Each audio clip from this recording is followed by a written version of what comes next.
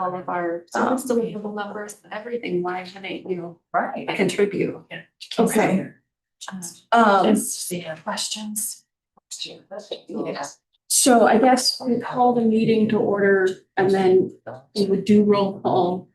Before we do roll call, so the Brown Act changed January 1st. And we have to do a little bit more business with our teleconferencing folks. So there's 2 reasons allowed under the Brown Act that allow for teleconference attendance to count towards the quorum and to participate in the meeting as a member. And those are emergency situations, such as it's defined as either a physical or personal emergency. Shoot, I have too many mouses. It's a physical or family medical emergency that prevents them from attending in person. And if it's an emergency circumstances, we actually have to vote whether to accept that or not. Or the board, that the membership or whatever has to vote to accept it. If it falls under just cause, that's childcare, a contagious illness, some form of a disability that can't be accommodated in the physical location or through our work, or on travel while on official business. And so if it falls under just cause, the member just has to give a 20-word or less, very general, brief description of that includes no personal medical information on why they have to attend remotely. We don't vote, we just accept that. Anyone who's participating on teleconference has to have their video on camera at all times. And they have to have access to, they have to hear the meeting the entire time and have to be able to give verbal response at any given time. And so let's check with our 3 members that are on, well, 4 members. I received advance notice from Denise and Joanna. And Alice and Alice as well, that they wouldn't be able to attend under just cause reasons. I didn't hear from Rena. I don't know if she's just here to listen in. I think Heather's just here to listen in as well. I was told that I'm here to listen in. I'm here instead of Karen Lovato. I don't believe we're members. You are members, and actually this is our quarterly membership meeting, and so she counts towards or against the quorum. But because you probably aren't sick or have a physical emergency, you can't participate remotely. It's really nuanced with the Brown Act. So Denise and Joanna are both ill. Will you please confirm that? Hi, this is Joanna Olson. I have just cause for illness, unable to attend in person. This is Denise Corney. I have just cause because I'm at home with an illness. Alice, did we talk about your reason? I don't remember, but go ahead. You're muted, Alice. I can't hear you, Alice. You're muted. I'm backup for staff. We have an emergency situation with child welfare here at our reservation, and I am the backup. Okay, so that would fall under emergency circumstances, and we have to vote whether or not to accept that. So I'm just gonna I don't need a motion or anything, right? I just call for it. does anyone else have an emergency reason to attend? I don't think so. So I think the motion would be to approve Alice to attend for an emergency circumstance. Will somebody move to make that? I move to approve Alice going to attend meeting for emergency reasons. But you can't attend. A second? I'll second it. Thank you, Blythe. I'm gonna go down the list and please let me know um, if you agree, if you disagree, or you abstain. Yes, no, or abstain. Amanda? Abstain. Ashley Hathaway or anyone with RCHDC? Blythe Post? Yes. Jimmy? Yes. Anita? Hannah Nannis? Yes. Joanne Brewer? Yes. Joanna Olson? Yes. Judy Albert? Yes. Camille Leggett? Anyone with Northern Circle Community Building Authority? Teresa Di Simone? Yes. Paul Davis? Yes. Actually, you don't get to vote. Alice, it's about you, so we won't have you vote. Anyone with NCO? Denise Forney? Denise, you're muted.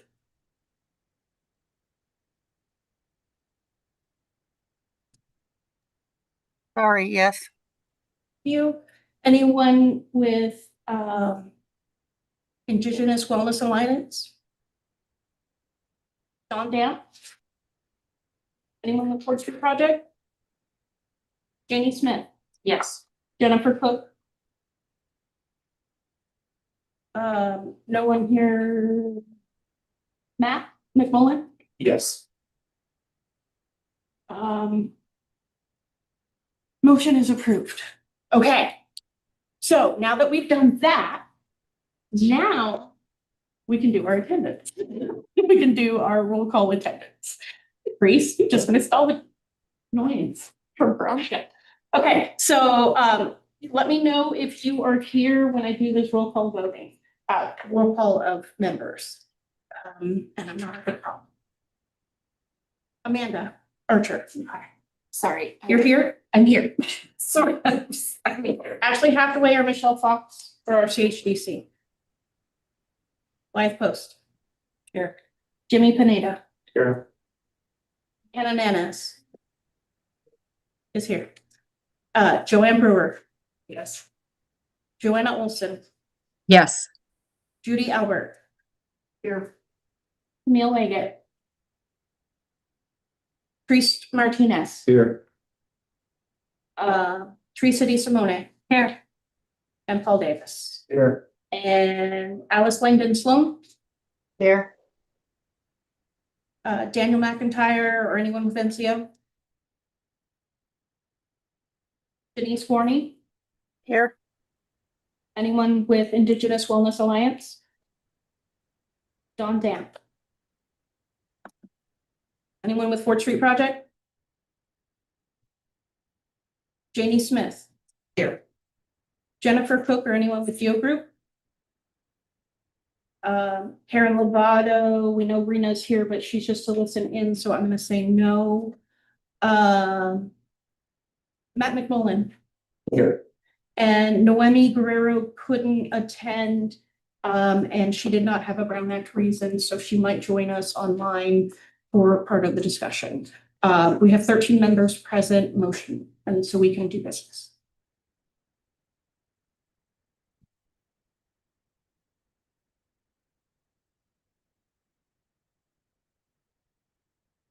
Right. So we're gonna move on to public comment. If anyone has any public comment on non-agendized items? I probably should do it under public comment.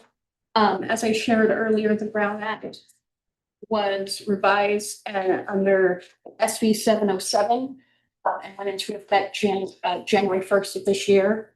It just solidifies through 2030 the teleconferencing attendance. It made, what the process that we just went through as a required process for any teleconferenced attendees. We do still have the ability to post it 72 hours in advance in remote locations, and people can attend. under the old rules, but you have to notice and you have to let the public participate at your location and things like that. So if it's not an emergency and it's not just cause, we can do it, but there's a lot, the old school requirements are still there. I think it's the something group of local governments held a Brown Act training that was available to Board of Supervisor and people who support in different counties. I'm gonna look into if I can share that video recording with the COC membership. I've asked some questions that I haven't received a response from. On January 29th. I'm doing a listen and learn lunch session with them. And I'm gonna try to follow up on whether COCs are governed by Brown Acts. Some COCs do it, some COCs don't. Our county council told us we need to do it, so we do it. But so we'll be looking into that in the next few weeks. Any other public comment online, maybe? Okay, if not, we're gonna move on to the approval of minutes. This would be for the October 20th full meeting.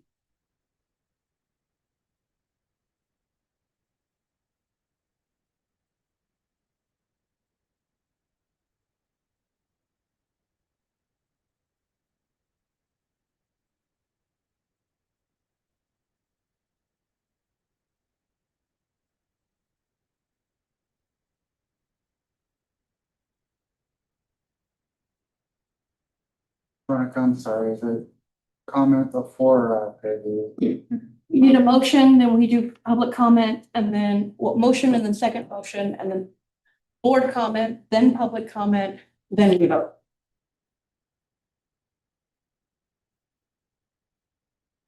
I move to approve the minutes of October 20th, 2025. Stevie? I'll second. All right, any comments, corrections? Under recommendations for action under section G. I think this is the third page. Did I vote abstain? Tell me where again? I'm sorry. Section G, board protocols and government. Recommendation, recommended actions. Let me look at it up. Are you not remembering? No, I don't think I voted abstain. I think I voted yes. Let me look.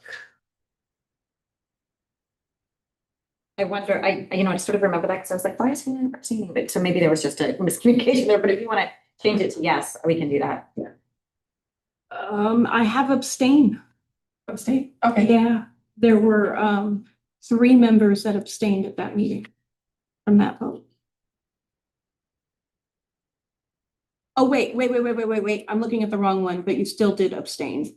Okay. The membership meeting, 3 people abstained, but we had just.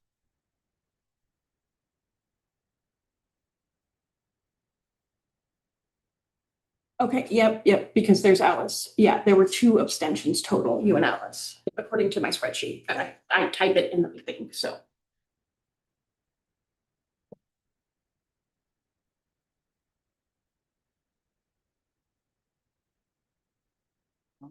Corrections, not Veronica.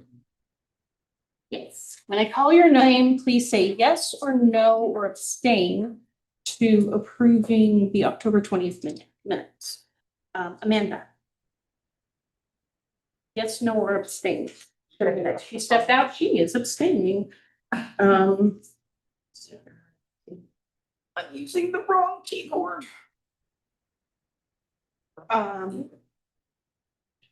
Blythe. Yes. And choose no record of it. Timmy. Yes. Hannah. Yes. Joanne. Yes. Joanna. Yes. Judy. Yes. Priest. Abstain. Teresa. Yes. Alice.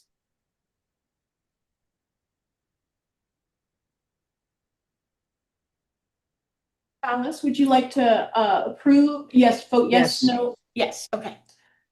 Not here. Denise, Yes, Janie. Yes. Matt, Yes. motion approved. Okay, we're gonna move on to announcements. Does anybody have anything to announce?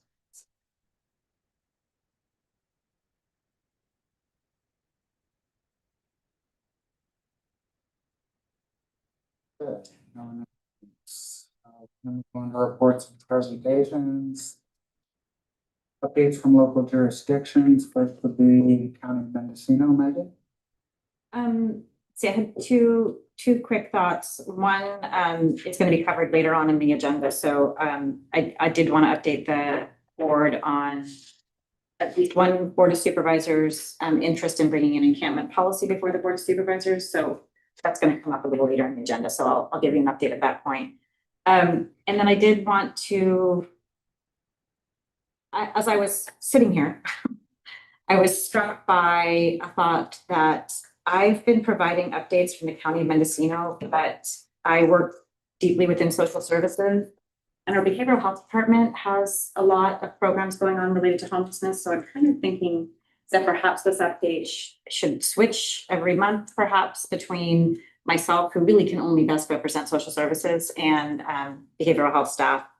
For example, the transitional rent benefit with Partnership Health Plan is supposed to start January 1st. So that is a requirement that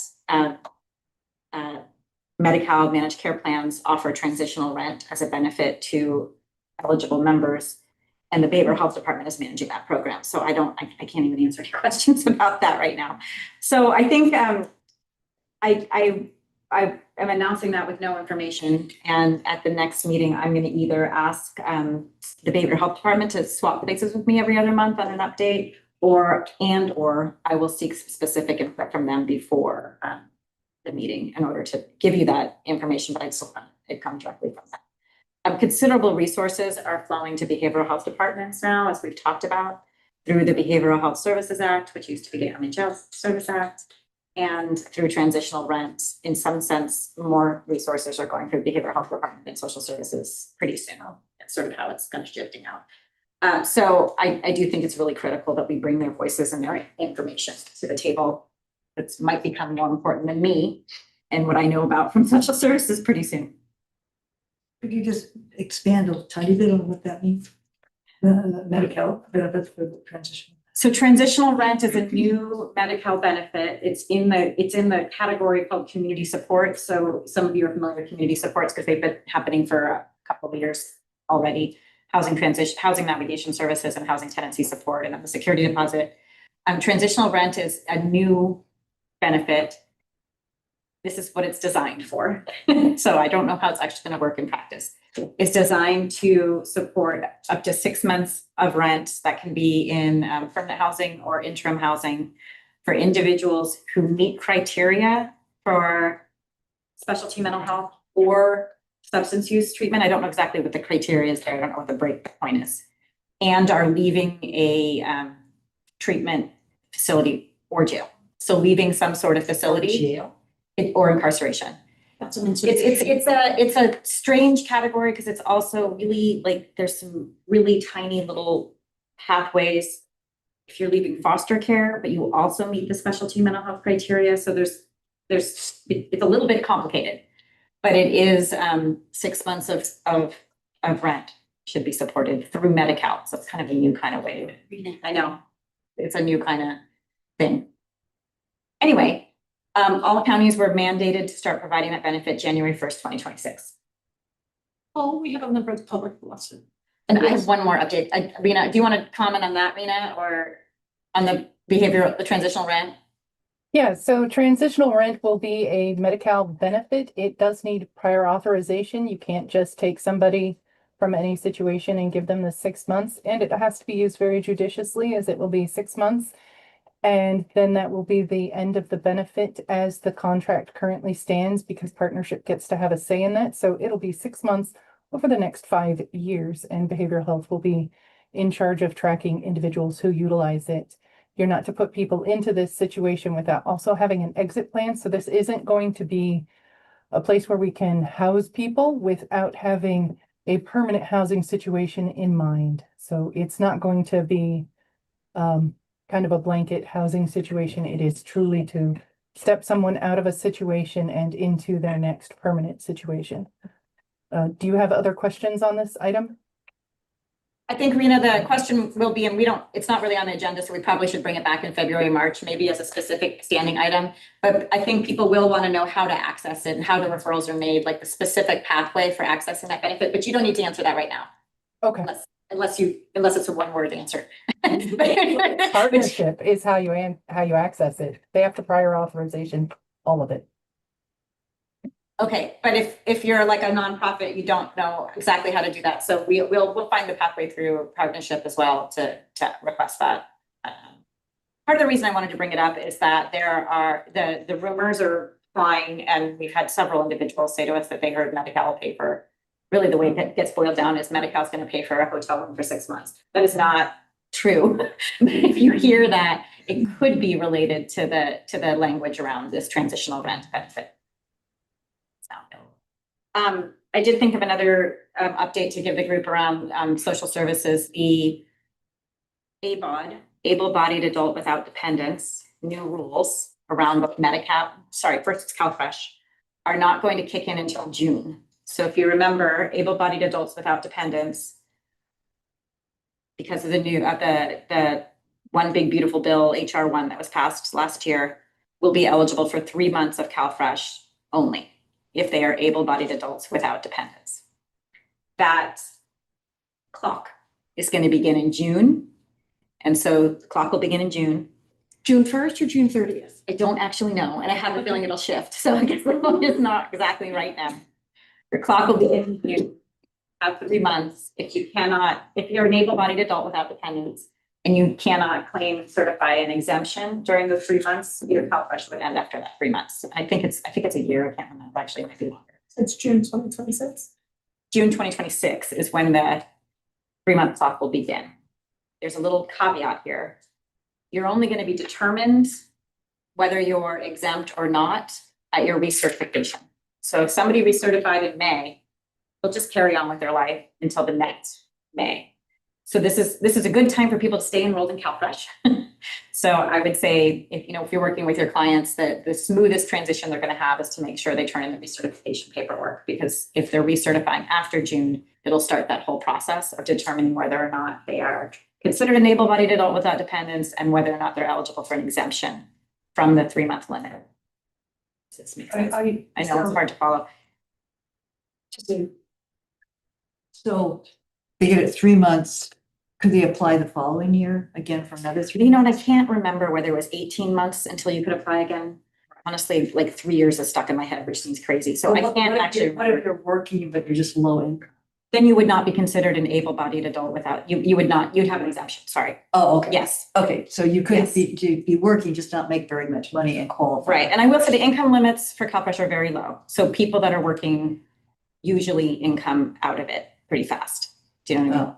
Oh, okay. But there's a community service, but there's ways you can meet that requirement. There's this whole very large Volunteer volunteer stuff. community service.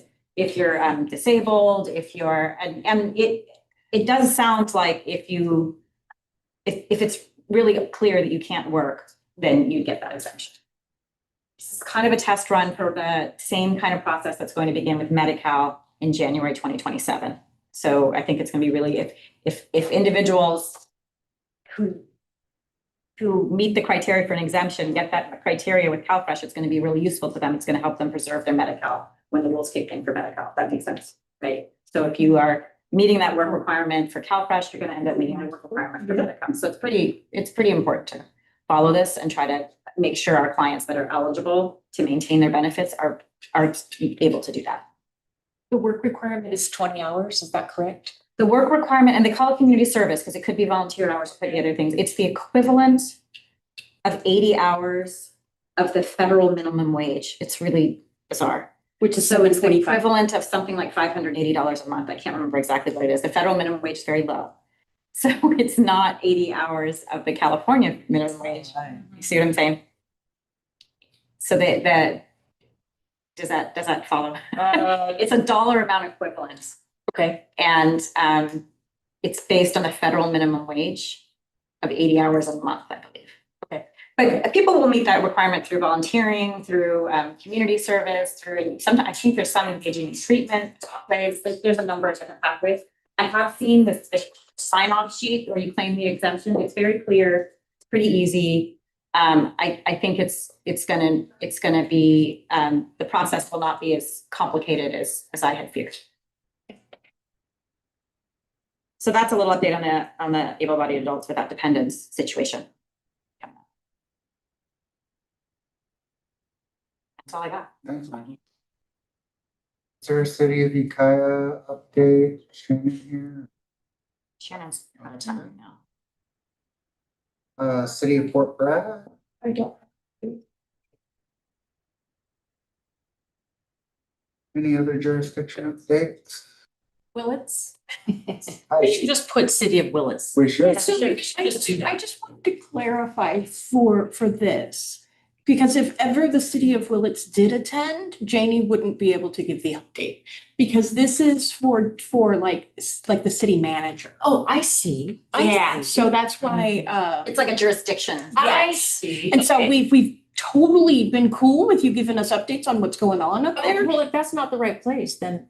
But do it somewhere else. but I just wanted to make sure we were all really clear about that. That Yeah. Janie doesn't represent the City of Willits, but rather a nonprofit that's partnering to bring Yeah. services to the jurisdiction of Willits. So This is an okay spot? I think it's okay. I just wanted to be clear. I understand. I didn't put that together. But anyway, regarding Willits, and what the Willits Shelter Action Group is doing, we are marching forward. Our goal, our short-termish goal is drop-in center resource navigation center with enhanced case management, enhanced care management. That's our goal. We are, getting close to being able to, get our site locked down, and we need money right now in order to do that. So anyway, lots of fundraising going on, and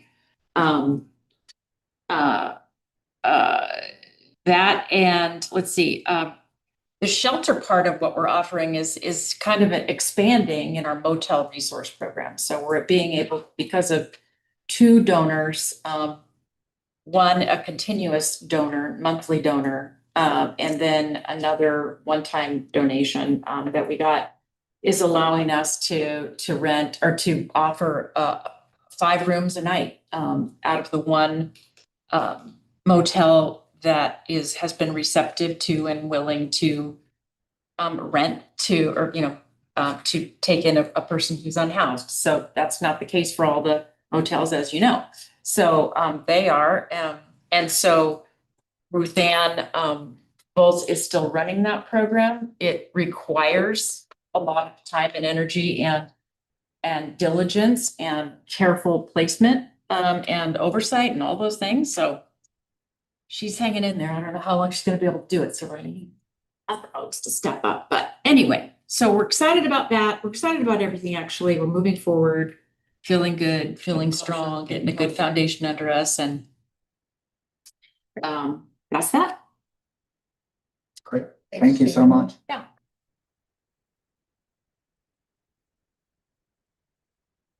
Well, if there's nothing else under that category, we're gonna move to standing committee report.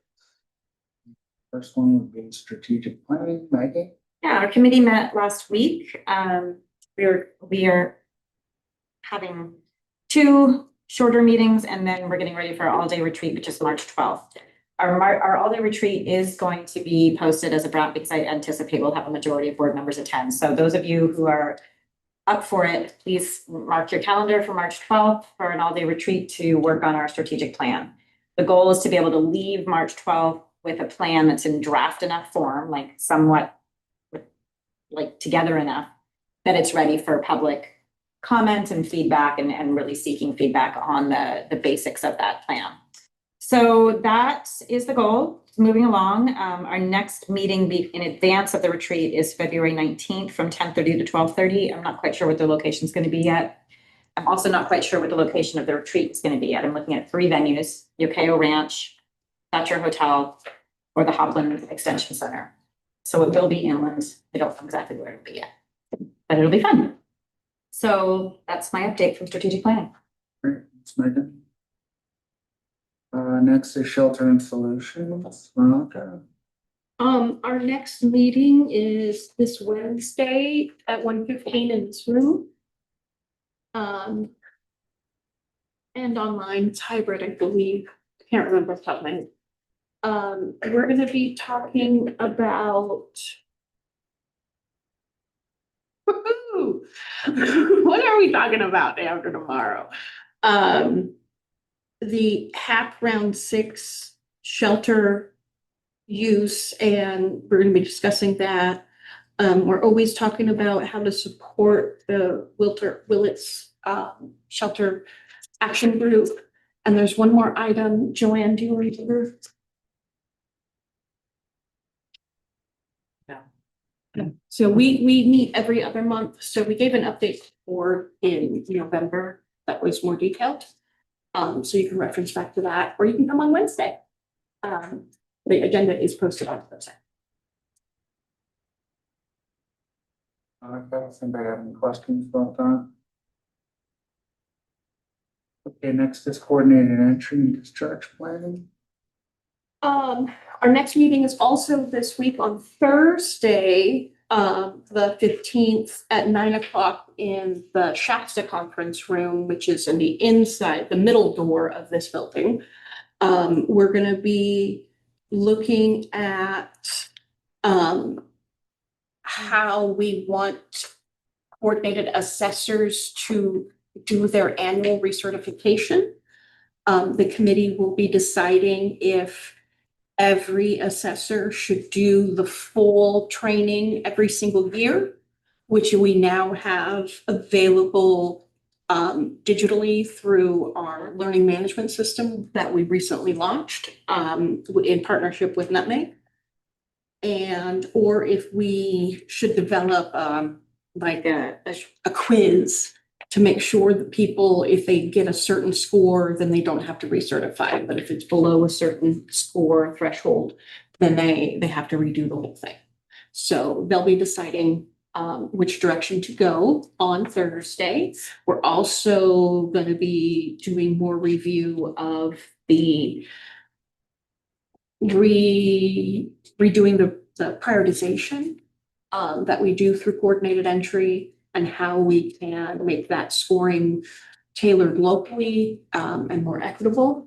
Right now, we're still using the VI SPDAT in coordination with additional local preferences we've identified.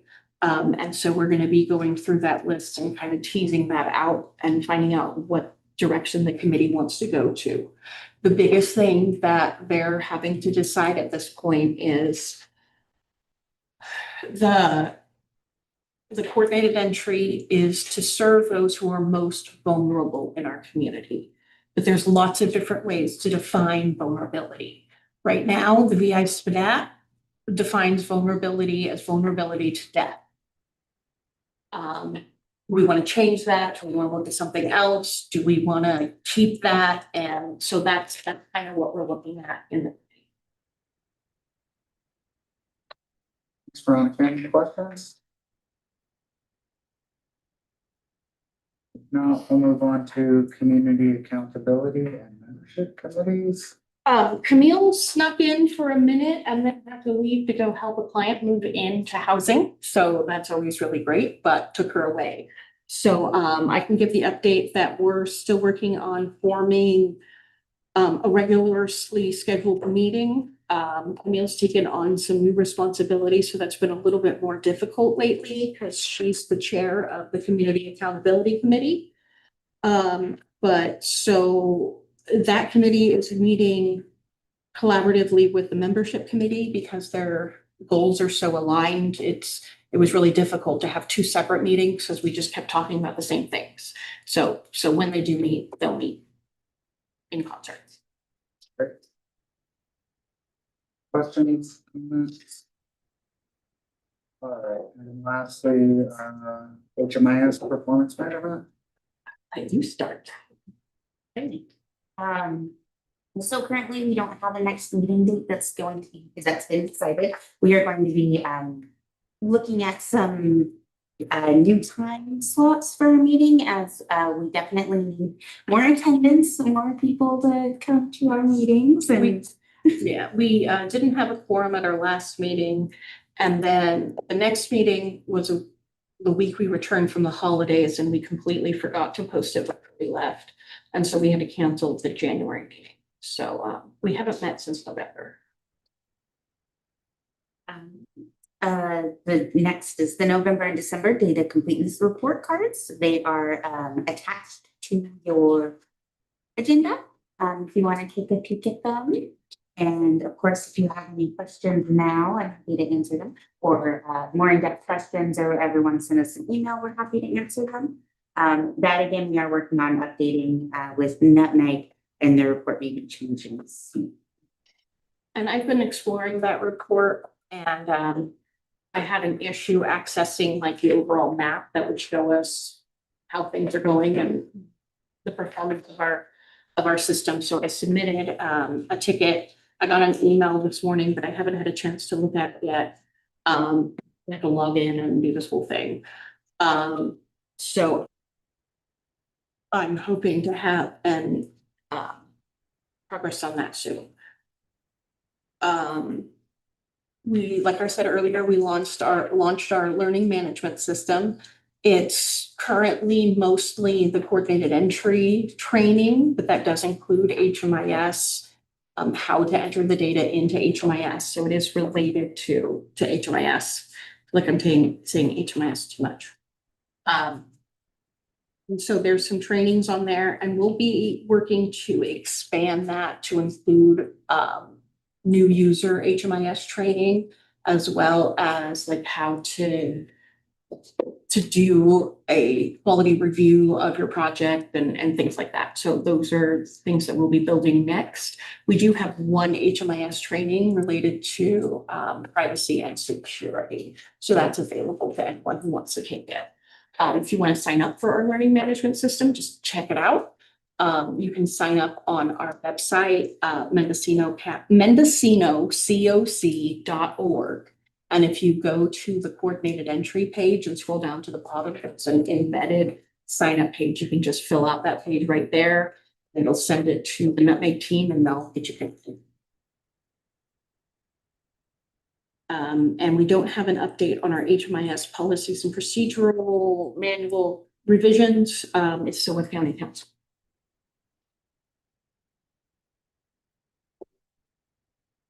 Questions, comments about coordinated or HMIS committee?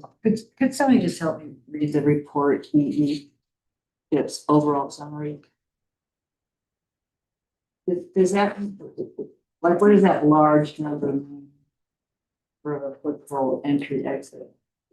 On which page are you looking? Where it's like page 1 of 1 says. Yeah, to complete this report card. This is good for 1 year. So this is for 1 month. 1 month. So Oh, 12/1, oh, 12/1, 25/12. there's also one in there for November. Okay, so, but that number 4,368, what is that worth? That's the number of entry or exits that were done in the system during this time. In 1 month? Yeah, so we had,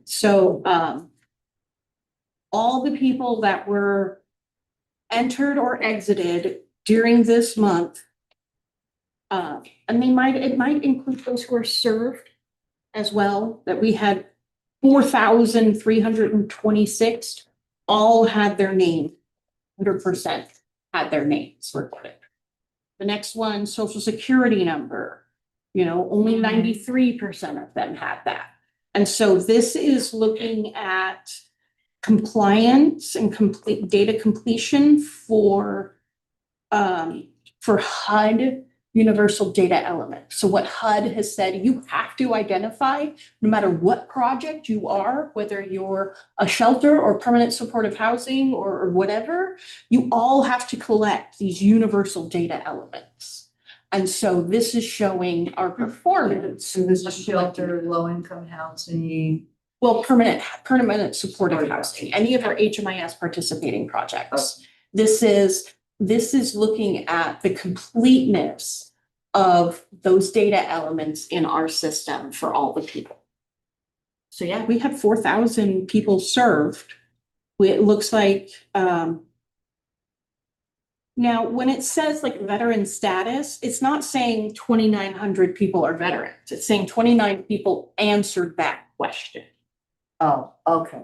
Okay. Yes or no.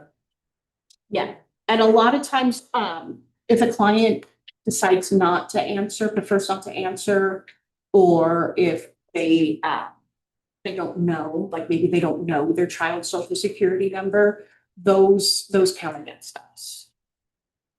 No matter what the reason that it's not collected. That answer your question. Why would a veteran? Why would a veteran decline to answer that question? It doesn't differentiate between veterans and non-veterans. It just says, of the people in your system, this many people answered the question, are you a veteran? Yes or no? It's unlikely they didn't answer the question. It's like you're gathering the information, you've forgotten to ask them and you hadn't gone back. Got it. Or they're a child and you just don't answer that question. I It's see. skip it. It's not a Okay. mandated element. Yeah. And so I think that that's the big difference is if you're under 18, they're just gonna skip that question. But it's still, It sort of shows up. It still shows up Got it. because this is not a smart report. This is a very dumb report. yeah. Street outreach projects don't ask some of these questions. And so that's why when you get to the list, Always X. there's an F, but it's a street outreach project because they don't ask those questions. There's, it's just different. It's such a different project type that this report just doesn't work for them. That's why we're trying to get a new report, but it's taken longer than we anticipated. Okay, thank you. Questions? Right. Where we at? Ad hoc committee reports. 2026 housing inventory count, 0.9. So this ad hoc recommended and the COC board approved not doing an unsheltered street count this year. We will, however, do a sheltered count. So we use HMIS to do that. There are emergency shelter and transitional housing and permanent housing projects for just the housing inventory count. We will work back with Mendocino County Youth Project and Project Sanctuary to gather their housing client data separately because they're victim service providers and do not use HMIS. They each do have their own comparable HMIS database, so maybe we can talk about doing exports and imports instead of spreadsheets. But we'll see when we get there, what you guys are up for. And Veronica, I know that we had discussed at that meeting coming out with some sort of write-up for the general community as to like why that point in time count isn't happening. Is that still something that we're talking about doing or? Why do I not remember that? Right, am I recalling this correctly? Like That we was a talked. discussion. I think it would be helpful because I wasn't at the meeting. I'm curious to know why. There's been a lot going on. I was spacing out for saying, is the question why we're not doing it? Well, it sounds like we were gonna communicate to the public why we're not doing it. Oh. Yes. So when the time to start planning the unsheltered pit count is like October, November. If you remember, Veronica's team is very short-staffed right now. She has just Amy. She does not have the other position filled that would do a pretty large part of the work of coordinating a pit count. The COC NOFO which was unclear when it was gonna be released, if it was gonna be released, still kind of is an unclear status. But in terms of resources, county staff resources we had available to devote to this, I did not believe that we had it. So I was strongly recommending. I could put it strongly on the shoulders of HUD because they released their first NOFO September 29th. Right, so And so we knew that's that was where my happening. focus was. We knew that there was this limited amount of staff time available for priorities, and that was a more important priority than the pit count. Again, since we are not required to do it, except for every other year. I had learned more and more COCs and more communities are choosing the every other year option than I had realized, so. That was the decision. I will say that Board of Supervisors had a hiring freeze for a long time, still kind of in a hiring freeze, and it really has impacted our ability to fill what had been Brian Klofsky's position. No, sorry, I was here. No, Brian and Ryan's I worked actually, yeah, together. that's true. So we have not, And we had a Veronica full has position that Amy's in. not been fully And now staffed. that one's gone. Aya's position is gone, but Brian's is still there. So Because they took it. Veronica hasn't had a fully staffed unit for well over a year. So I don't remember all the details, but there was a brief discussion about the need to somehow communicate that. To the public. Yeah, you know, Supervisor Mulheron brought that up and I had a follow-up conversation with her because I was like, are people, what is the concern? Is the public unhappy we're not doing the pit count? Because the public often complains about the pit count, frankly. They wanna know why, I mean, that's just the general. So I guess Finding business going on, they're looking at themselves, being transparent. I couldn't figure out, I'm not opposed to communicating, I couldn't, it's like a press release, like a press release for it that we're not doing something, I couldn't figure out how and where to communicate the rationale behind it. I think for us, when we get those sorts of questions, it's involved with the county, I'm reticent to answer if you haven't answered. Yeah. Maybe we should just put a statement on our website. I can draft it, Veronica, and then you can point people to if people want to know why we're not doing a pit count, I'll just have a quick, that would make sense, right? Yeah. Okay. And I Why don't can do send it that? out to the COC. Then I'm not putting you mailing all in a list. difficult That's position, public like notice. you know where the party line is. And it's not the party lines, I mean, it's just the actual truth. So we can do that. HUD took my attention away. Yeah, well, it won't be a long statement, but it'll be a clear statement. And you definitely mentioned in there that it's optional. Yes, yes. We buried it in the bottom of our press release about the results of 2025. I don't think anyone noticed, but we did announce it in there that it was required every other year and we would not be doing one in 2026. I don't know if anyone noticed because now it's January 2026 and now they're asking because that press release went out in the fall. And that was just my response is that if we weren't obligated to do it every year. But there's more to it than that. So I shouldn't say we're not just not obligated. We literally didn't have the staff time to devote to it this particular fall of 2025. So Is it not required at all, or it's only required every other year? Every other year it is required. It is required every other year. it's required every other year on odd years. Well, it's every other year. HUD usually defaults to odd because the first one was on an odd year, so first, third, fifth. But then COVID happened. So and everyone's kind on a of- different cycle. and Everybody's on different cycles, so we just say Every other year. Yeah. Okay, yeah, I'll make sure there's a statement on our website about why we're not doing a 2026 pit, unsheltered pit count.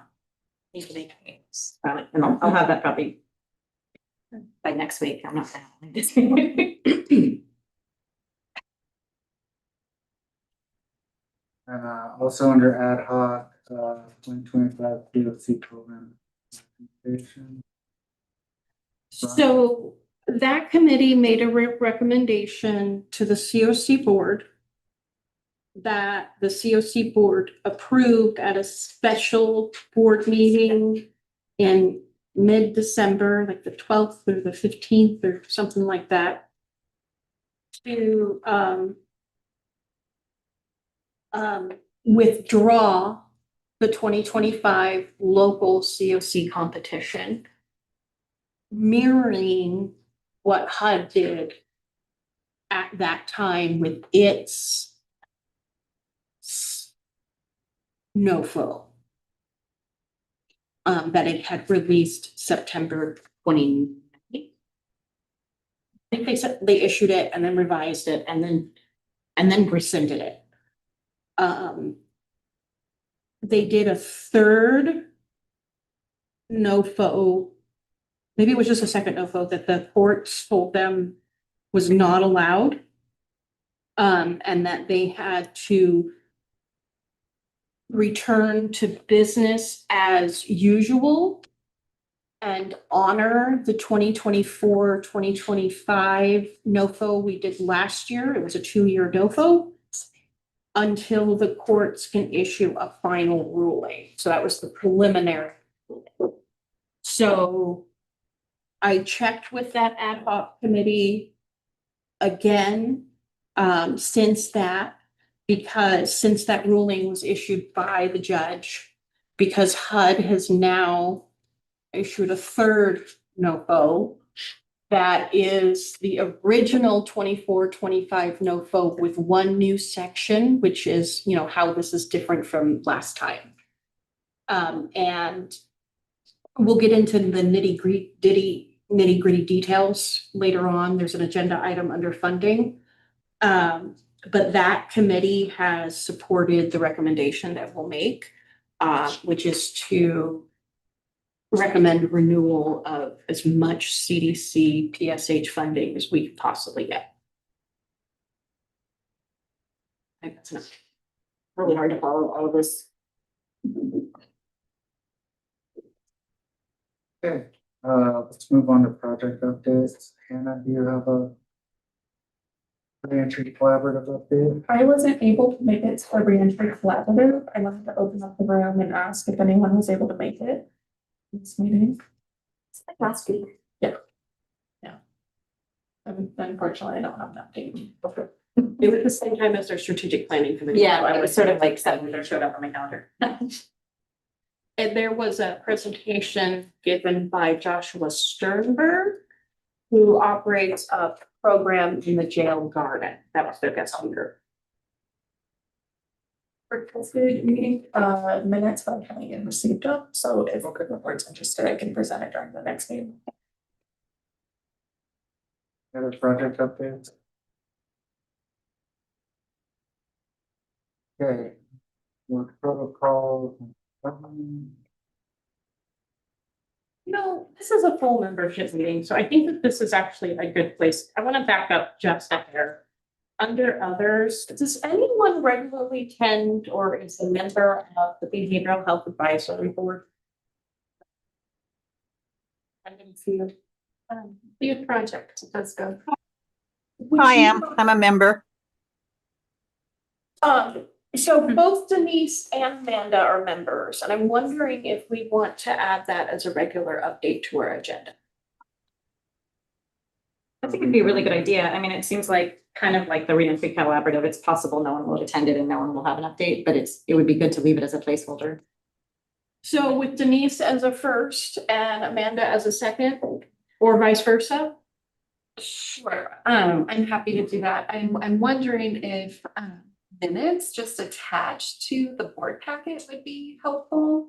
So it's Are those publicly available?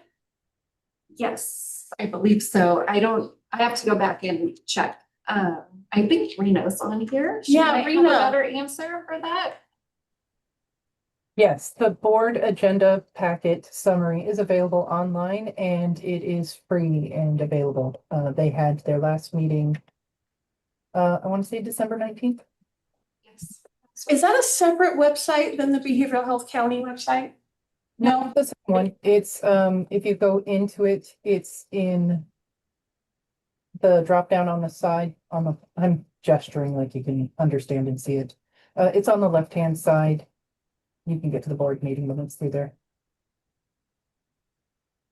okay. I'll take a peek and see what I can do, but if just a brief update on, you know, if there's anything that anything that we should know about or note, like I was saying specifically.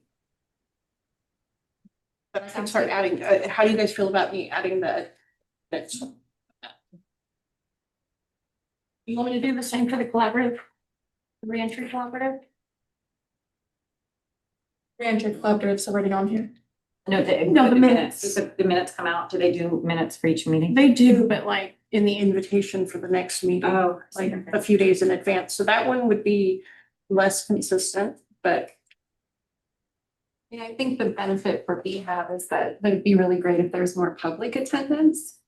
So if we are reporting out regularly, maybe that would be a way to support behavioral health to get the word out to the community. And I am happy to help in whatever way is helpful. we'll just do the behavioral health advisory board minutes then. Okay, cool. All right, moving on to funding.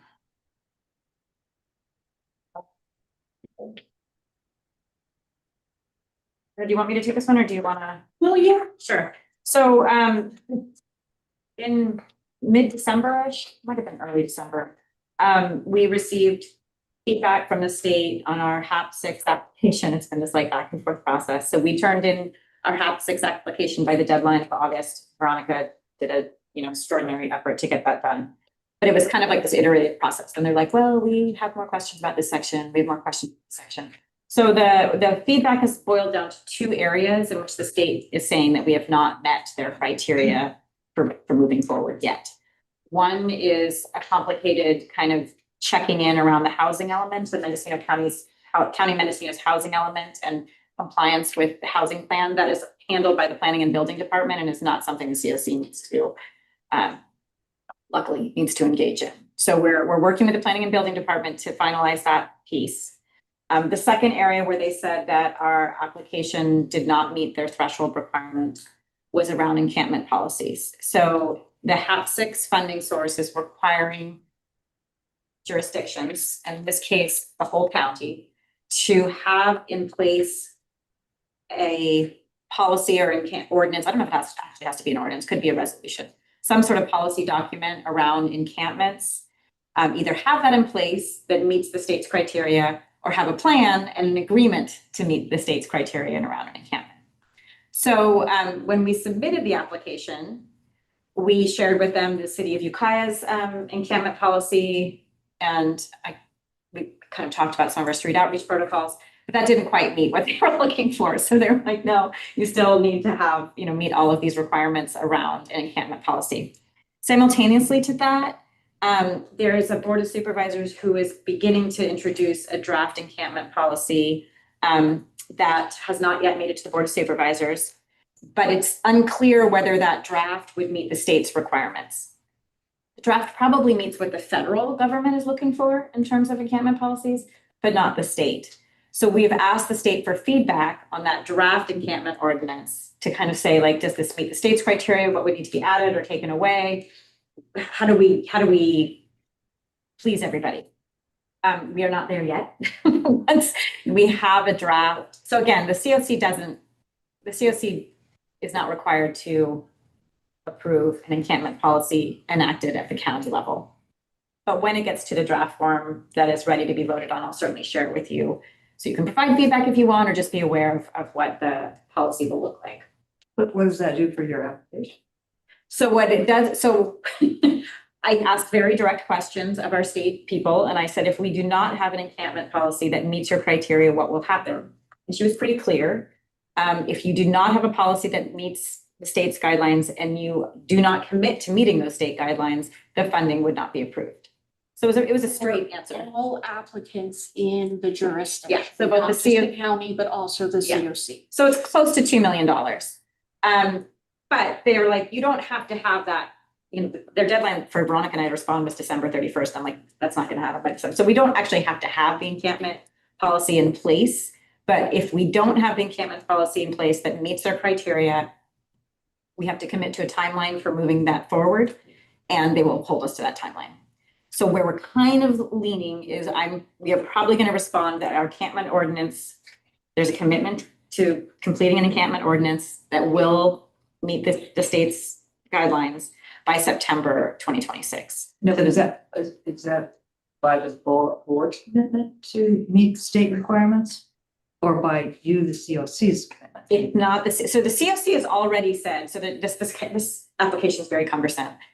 the state's like, these are all the ways that we want encampments to be addressed. Does the COC have a problem with this? No. We said, yes, of course, we're fine with whatever this, because we don't actually have any power in an encampment. You don't do enforcement. You don't enforce encampments. So the COC's role in this is very diminished. I mean, if you had a COC that was wildly opposed or had a strong, I can't imagine where a COC, because the purview is not the COC. We don't do enforcement. We don't arrest people. We don't make decisions on whether people are being arrested. We don't make decisions on how law enforcement resources are going to be used in an encampment. It's way outside what a COC does. So this is the state's way of pressuring counties and in some states, cities, large cities, to be more intentional and assertive in handling encampments. But it also, I mean, I think part of state's policies is to like, don't just move people out, but also have, what are your plans for like their items, belongings, other stuff, not just move things, you know, Right. Criminalizing it, right? So I think that's part of it. Yeah. And I know this was probably on HCD's radar in terms of Mendocino County, because it did come up in a Cal Matters article that Mendocino County did not have any. So I'm not surprised. And I also think, honestly, it's good that in terms of the housing element part, I know that the county, the housing element was really bold and had still language, like it's still referred to the COC as HSAG, which is the Homeless Services Action Group, which hadn't been used since 2012. And I told them this a few times. So clearly, like, part of their plan is to, like, they're saying that they're collaborating with the COC, and I think it's really, there's not collaboration because they still have plenty of wrong, and they have a number of other things. And that's a critical, you know, plan in terms of planning for affordable housing and for the groups that we're supposed to be serving.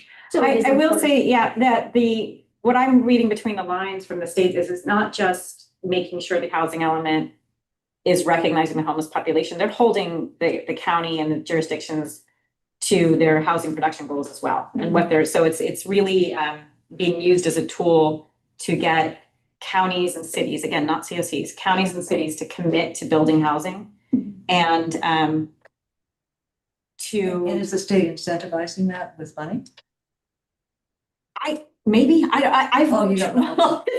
Part of our challenge is Veronica and I've been like, we deal with homeless services. We don't build things or really deal with the housing element. And we also do not enforce, we don't make decisions around enforcement. It's not what. Well, it's funny, when I was sitting next to Shannon at the last meeting, and she was talking about mandates coming down from the state in terms of how much has to be Housing production needs to be built within the city. And she was saying the city was meeting their goals much better than the county. Yeah, that's true. The city of Ukiah has a pro-housing designation. The city of Ukiah has done a good job in meeting those housing goals, but she probably was saying, even with all the housing production, the city we still need more. And I don't, none of the other jurisdictions in the county have met that standard yet.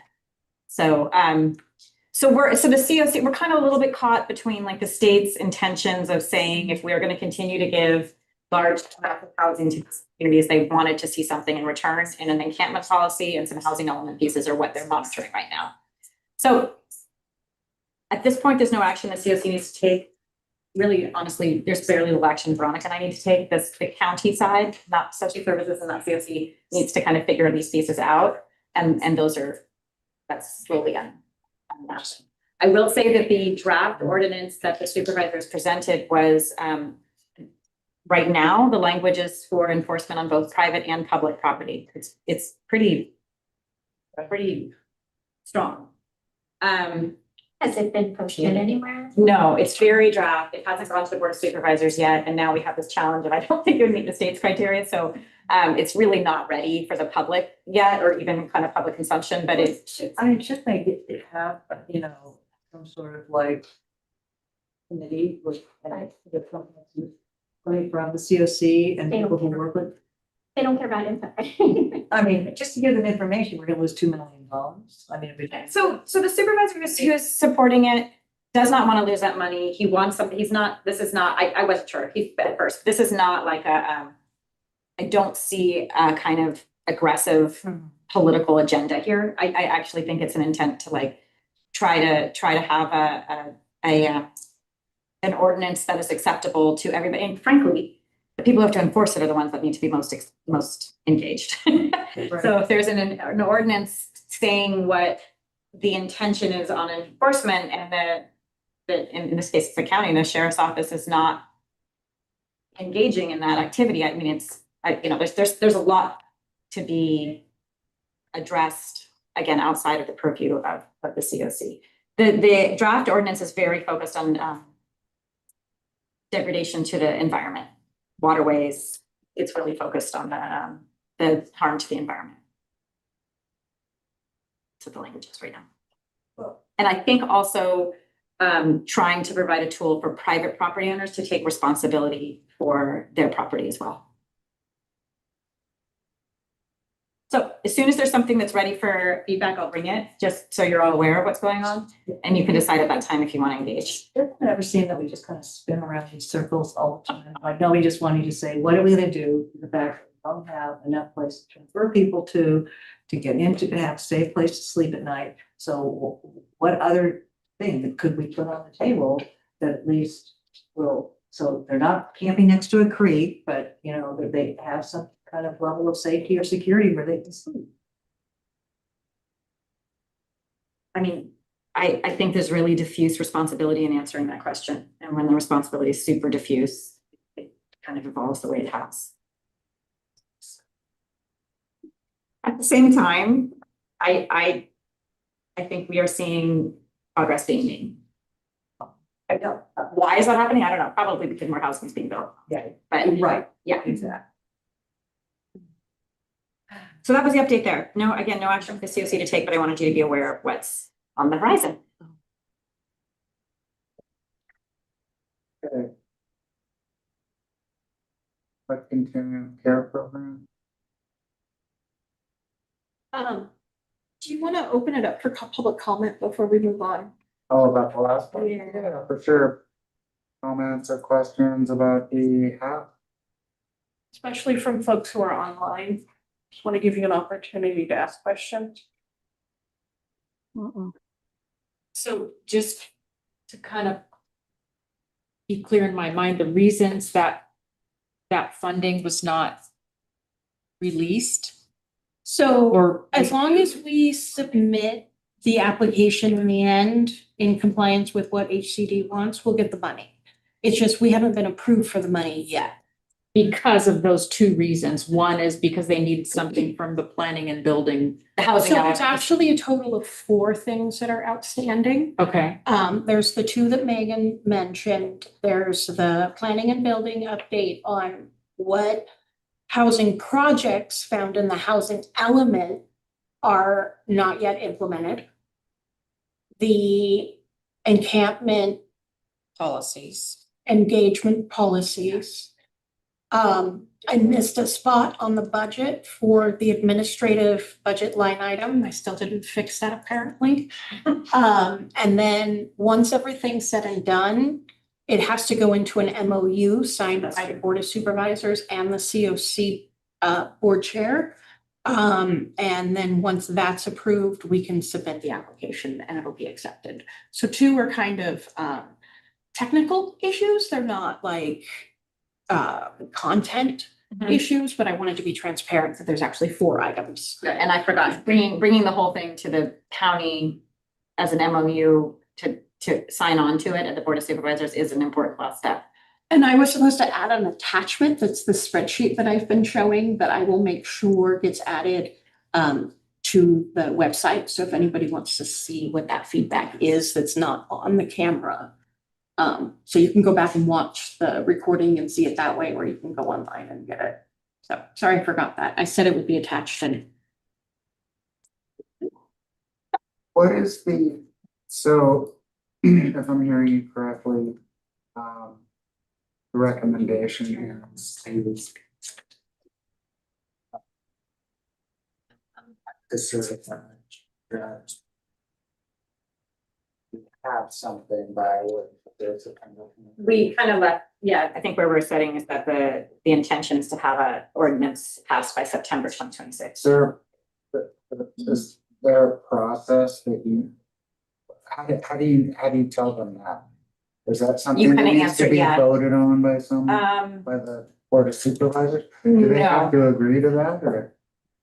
Well, the board of the board of supervisors who's proposing the ordinance suggested it, and I'm just kind of aware of how long things take. Sure. So where it stands right now, we have to commit to, we have to provide them the ordinance that meets all the criteria, Right. or we tell them the timeline in which we will accomplish that. Right.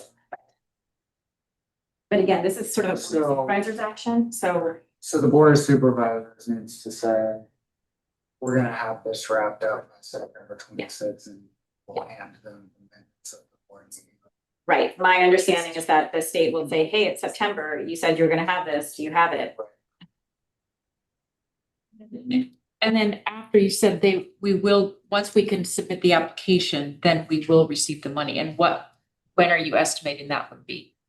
So we'll receive half the money. Yeah.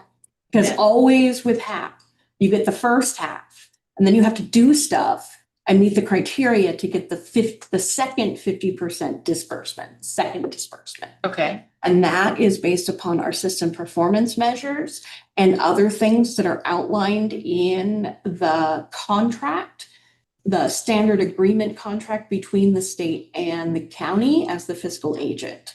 And so each round of HAP is a little bit different. And round 6 actually has more compliance. So they're going to be looking at, have you actually implemented some of your housing element projects, like the programs that you say you're going to do? Have you implemented any? Have you made any progress, County of Mendocino? Have you made progress, Mendocino County COC? And if the answer is yes, we've made sufficient progress, we'll get the second half. But if the answer is no, we will have to accept technical assistance and go through it and do this whole process. So the first half would be approximately when then? If you can't submit the I application know I'll till be able to September. fund contracts that would start July 1. When we actually get the money, I just don't But I know think because maybe- that's the state. Yeah, for context, it isn't, so we're slogging through this process. The state is much more like, hey, what about this piece? What about this piece? But for our community, we haven't spent half 5. I don't think any of our half 5 allocation yet. Oh, yeah, we're spending it. We're starting to spend That's it. most of our shelters. So, but we do, so we're not literally out of money at this moment. We need to get this process done and we want to be able to count on this funding, but we are not at risk of not being able to fund the contracts that we have. Got it. Okay, Right. that's helpful. So- Thank you. So, yeah, but it's still, it's getting a little tedious and it's starting to, I'm not worried yet, but I'm like, we do need to like make sure that we can get this funding committed and released, especially since there's the state is introducing factors that the COC doesn't actually have control over. So that part does make me a little bit more nervous. Okay. Thank you. Any other students, comments about the HAP? If not, we'll move on to the hydrant development. Okay. This is a doozy. But by the time we get to the end of it, it's gonna be a simple ask. If not, do page numbers on the packet, my apologies, it was quick. Yeah, I've had a lot going on lately. Starting in your packet after the data completeness report, there is a staff report from me that is followed by the project listings the COC board approved in its fiscal year 24-25 COC collaborative act. So what we funded last year, that document is included after the staff report. As I mentioned, the beginning of the meeting, HUD issued a NOFO that only provided 30% funding for renewable projects, as opposed to 90% that was in the 24-25 number. And HUD capped permanent supportive housing funding at 30% of our total monies. The National Alliance to End Homelessness, in collaboration with several other entities, as well as the state of Washington and I think the Attorney General of California, and I think it was a total of 20 states, also filed a lawsuit. So there was 2 lawsuits filed against HUD about this that were held and are being heard in the District of Rhode Island, the U.S. District Court for the District of Rhode Island. That court issued a preliminary injunction on December 23rd, 2025, saying, HUD, you've made some really sweeping changes. The plaintiff doesn't think, the National Alliance and these various states don't think that you have the right to do that. The court believes the plaintiff will likely, is likely correct. And so while we are looking at this and exploring this hearing process while I'm trying to make a ruling, HUD, you have to go back to business as usual. And you have to honor your original NOFO from 24-25. And they have been ordered, I'm wondering if I put it in here, quote unquote. Yes, I did. It is important to note that the court order excludes the obligation of funding and the granting of any specific awards. So HUD has to hold their competition like usual, but there's no guarantee. They don't have to actually issue the money. Ugh. So HUD has on January 8th reposted the 24-25 NOFO with one like half a page worth of this is how this one is different than last year's. And I've inserted a big component of a relevant component of that section in the staff report. So the court said, and the HUD is complying with, you have to do your competition and you have to decide who you would actually give renewal funds to under your normal business practices.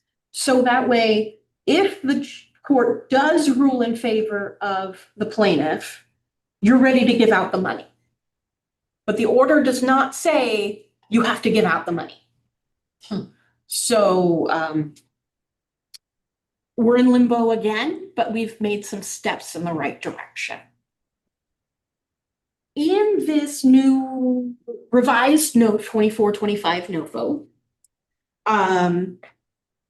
COCs can submit applications for 4 categories. So sometimes projects will be on like a 2 or 3 year renewal cycle. And if there were any renewal projects that weren't included in our listing from 24-25 last year, we can add them now. If we decide to reallocate funding, either through the COC program or the domestic violence bonus, which we don't have, so it wouldn't happen, but that has to allow for it. We could reallocate some of the renewal funds for a new project or new projects. It also has YHDP, Youth Homeless Demonstration Program projects that would renew. We don't have any of those, so the 3rd bullet point doesn't apply to us. And then the 4th one, the big one, the most important one, is fiscal year 25 project listings for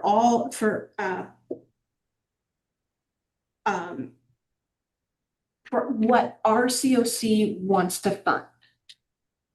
And if a project has a project that wasn't awarded before, or if they want to reallocate funds for new projects, a new local competition is required. If the COC says, no, let's not reallocate any funds, let's go ahead and renew at what we had last year. And all of our renewal applications were included in that, we do not have to do a new competition. If we were to reallocate funding, the only project that's eligible for reallocation is CDC's Permanent Supportive Housing Grant, because the only other one received is the COC Planning Grant, which is just kind of admin funds for the county to operate this. It pays for 4 hours of my time each week. Should be 20.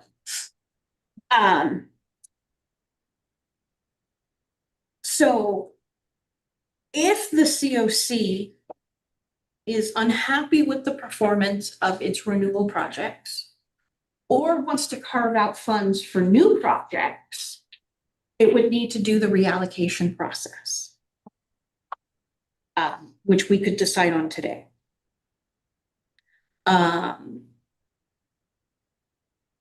One thing I forgot to note is in the project listings, you'll see 3 applications. There's also an application that was submitted last year for renewal for the Supportive Services Only Coordinated Entry Grant.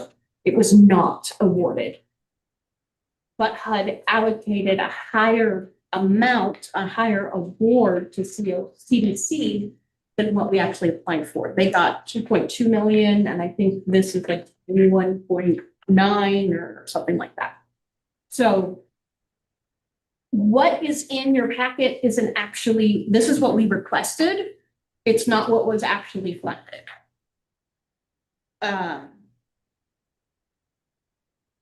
So what is before the COC membership today, because we're not in a board meeting, we're in a big meeting, is do we want to reallocate any of CDC's funding for new projects? I've outlined under recommendation. I said if we do reallocate funds, there's 4 bullet points on things that I want the group to consider. Is this on this page here? It's on that one's from, so go back 1 page. So I forgot to mention that also in your packet is a letter from HUD issued January 8th about the NOFO that came out on January 9th in this book. So this was a letter that they issued to the SNAPS competition listserv about what they plan to do. So it's kind of a summary of what I'm talking about right now. If the COC says, yes, let's take some funding that we get and let's see if people want to do new projects, we would have to hold a local competition. We'd have to rewrite all of the local policies. We would have to hold a special COC board meeting no later than January 29th to approve the new project applications and the COC project listing. Any of the new projects that we might put money forth will be competitive nationally and are not guaranteed. If we reallocate funds and they are not awarded, we lose that money to our community and it goes to someone else in another COC somewhere else. And CDC would be required to reduce its existing project operations to meet a reduced budget established by this COC. Not by HUD, but by the COC. This could potentially create staff layoffs, termination of permanent supportive housing rental assistance to project act participants, and or reduction or elimination of new project enrollment. So those would be what the implications of saying, yes, let's take some of the funds the CDC got last year and let's use it for something new. If we don't reallocate funds, we will not have to hold a new competition. No policies would be required.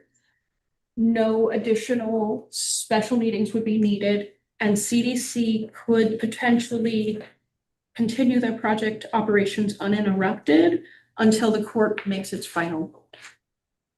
Did I get all of that representing CDC correct, Teresa? Yeah. Thank you. So what is presented to the COC at this time is, do you want to reallocate any renewal fund, or do you want to submit the renewal projects as much as possible? Option B, but I mean, honestly, can we have like the pros and cons when you discuss what options we have? That's what I No. did in here, the pros and cons, Yeah. the, I know, but it was. it went cons and then pros.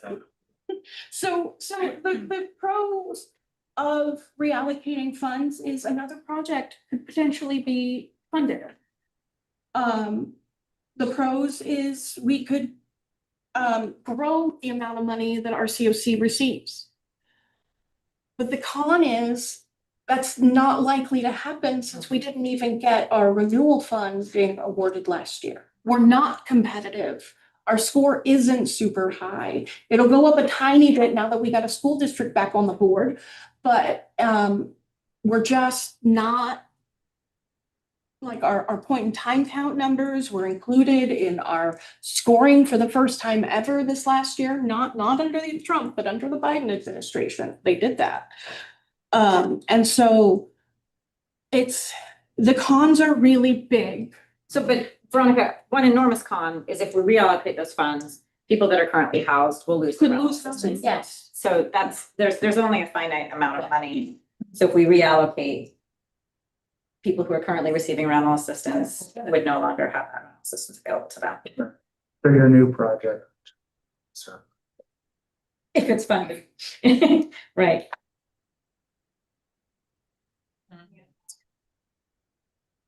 And I feel like before we would even look at a reallocation of what is a new project, like who's coming forward with a new project, right? I don't think that there's even an organization that's not at capacity right now to even take on a new project potentially, but. And the COC board, when it discussed what to do with the previous competition, decided not to say, hey, are there any new applicants interested? We could have done a letter of interest request, but the board decided not to do that.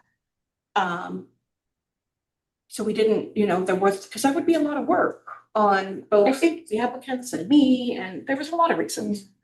I think if you look at it just like from a really like objectively, like pretending we were just objectively looking at this, reallocating a permanent supportive housing project has really big implications. If you reallocate, let's say we were using our funds right now for street outreach. You reallocate street outreach funds, people don't necessarily lose their housing. Someone might lose their job, right? But a street outreach worker. But and I'm not minimizing that, but it just the stakes are really high in reallocating permanent supportive housing projects as opposed to other kinds of projects. So if we were funding coordinated entry, again, I'm not saying coordinated entry isn't important, but you reallocate those funds, a consultant might lose their contract, not the same thing as people losing access to rental assistance who don't have any way to replace it right now. I think that's been one of the challenges that the feds are looking at all of these as if they're like equally, like the implications are the same for all of them. And it really is quite different for a funding source that's supporting permanent supportive housing, like literal housing for a person, as opposed to some of these other activities, which are important. And how much it costs to move your stuff, store your stuff, have the first and last to get back into a place. Yeah. I mean, it's thousands and thousands. Tremendously disruptive, right? I mean, I don't know where it's going to land, but if the federal government wanted to reduce permanent supportive housing over time, it would have been something that would happen over, if you were doing this in a nice logical way, right? Over attrition over time, like that, that would naturally happen without cutting people off. It's a high number of people. Yeah. Potentially. Yeah. And any reallocation would cut people off. I want to acknowledge how incredibly complicated this has been. I am still really struggling to follow all of the ins and outs of this particular. I've always felt like the COC program funding is a little bit confusing, and then this has been accelerated considerably with the Trump administration's interest in really doing some dramatic changes. It's made it very complicated, and then there's this lawsuit, and then it's really hard to figure out how to navigate it. Are we making a decision today? So, the request to the membership is, or I guess the recommendation is not to reallocate any funds and to renew our renewal projects with as much funding as possible. Yes. I'll make that motion. I'll second. Thank you, Priest. Thank you, Joanne. Not Joanna, Joanne Brewer. There was one where we didn't get in the minutes, and we had to go back and watch a bunch of October meeting to get it, so yeah. Be a little bit. Do we have stuff, do we have any more discussion, I guess? Paul, sorry, I'm doing it. Oh, that's all right. Any more discussions? Fine, all right, if not, Veronica, can you take the vote? Yeah, let me get I'm going to go on my laptop.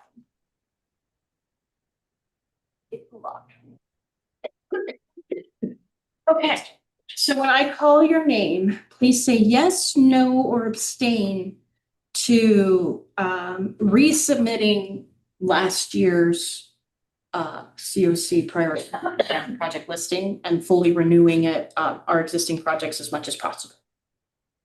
Amanda Archer. Yes. Blythe Post. Yes. Jimmy Pineda. Yes. Hannah Nanas. Yes. Joanne Brewer. Yes. Joanna Olson.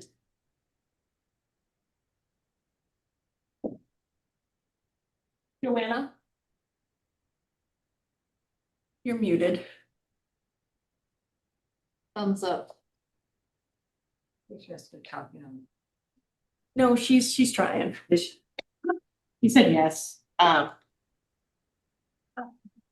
give you it. Okay. Yes. Okay. I spelled it out. Yes. Judy Albert. Yes. Camille Leggett. Yes.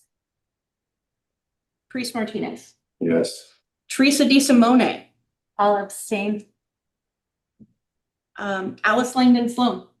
Abstain. Denise Forney. Yes. Janie Smith. Yes. Matt McMullen. Yes. Motion approved.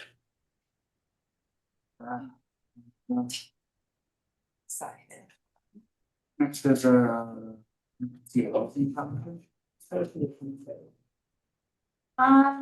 So our emergency housing voucher program, a little bit, probably in like mid 2025, I gave an update on our EHV program. HUD had said the funding for that program is going to be sunsetting. And so they weren't going to reallocate any additional funding for our emergency housing voucher program. We currently have probably 65 households participating in the EHV program. And what we have done and move forward and what we want to be able to do, but we haven't quite yet got there because HUD has not approved our budget for 2026 yet. So we're still waiting on that to happen. We want to transition the EHV households over to the Housing Choice Voucher Program. We're all set up and prepared to do that. They're all sitting there. We gave a waiting list preference for our Housing Choice Voucher waiting list to move them up to the top of that waiting list.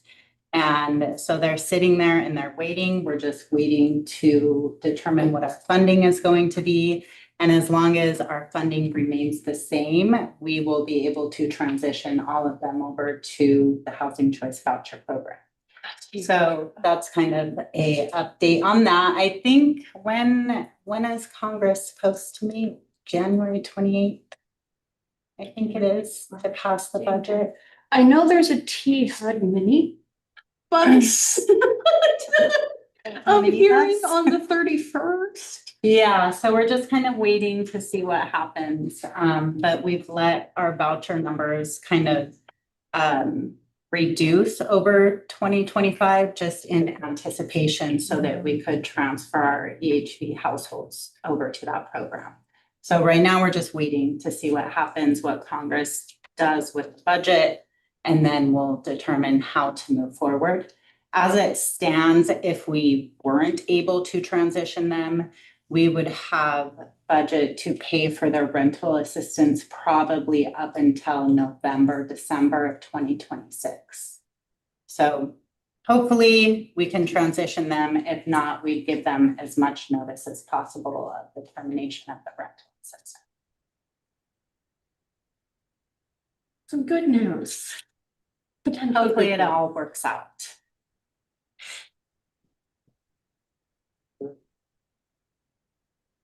Teresa, ballpark, how many people does that, or households does that affect? We have about 65 EHV households right now. We lose like a half a household every month.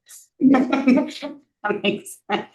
Like one household every 2 months, just because they come off the program for one reason or another.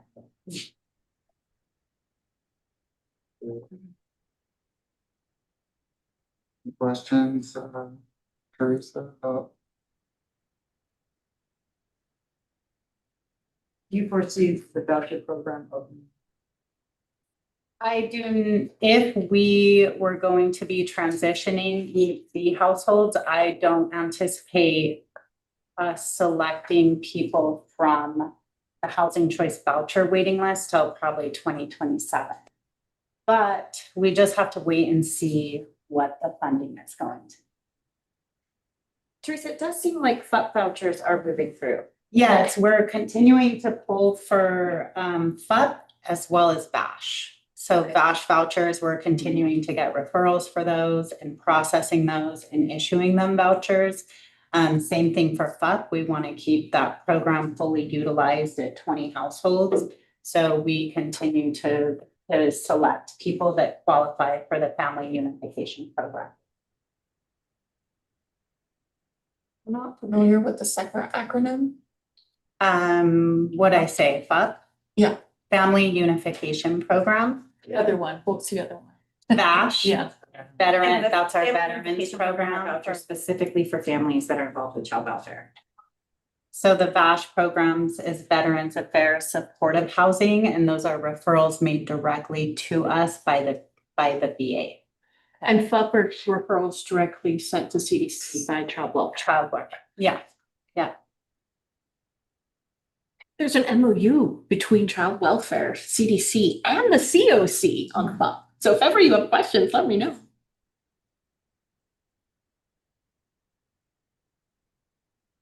I have one thing that I omitted from our HMIS committee update. And that is that the LSA, the longitudinal system analysis, is due this week to HUD. And we are on track to have it submitted with no issues. And once we have that submitted, we'll bring it up for next board meeting. Some good stuff. Yeah. And yes, do not updates, correct? Not unless the operator has any updates. Perfect. Cool. Next meeting of the COC is right here in the room, February 23rd, 2026, 1:30. We're adjourned. Everybody. Yeah. People online. Yeah.